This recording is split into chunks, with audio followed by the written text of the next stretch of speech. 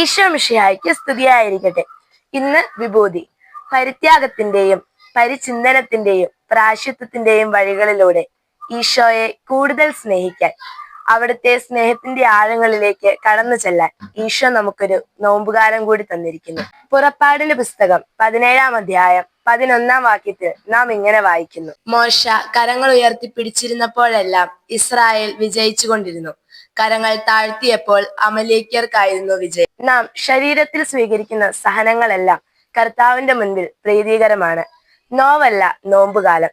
കർത്താവിന്റെ നൊമ്പരങ്ങളോട് നമ്മുടെ ജീവിതത്തെ ചേർത്ത് വെക്കുന്നതാണ് അത്. വീണ്ടും ദാനിയേലിന്റെ പുസ്തകം 10-ാം അധ്യായം 3-ാം വാക്യത്തിൽ നാം ഇങ്ങനെ കാണുന്നു: ആ 3 ആഴ്ചക്കാലം മുഴുവൻ ഞാൻ രുചികരമായ ഭക്ഷണം കഴിക്കുകയോ മാംസവും വീഞ്ഞും ആസ്വദിക്കുകയോ സുഗന്ധലേപനം നടത്തുകയോ ചെയ്തില്ല. നാം ശരീരത്തിൽ സ്വീകരിക്കേണ്ട മറ്റൊരു സഹനമാണിത്. ആസ്വാദികരമായതെല്ലാം ആസ്വദിക്കേണ്ടതല്ല. പലതും ഉപേക്ഷിക്കാനും ഒഴിച്ചുകൂടാനാവാത്തതിൽ നിന്നും ഒഴിഞ്ഞു മാറാനും നാം പരിശ്രമിക്കണം.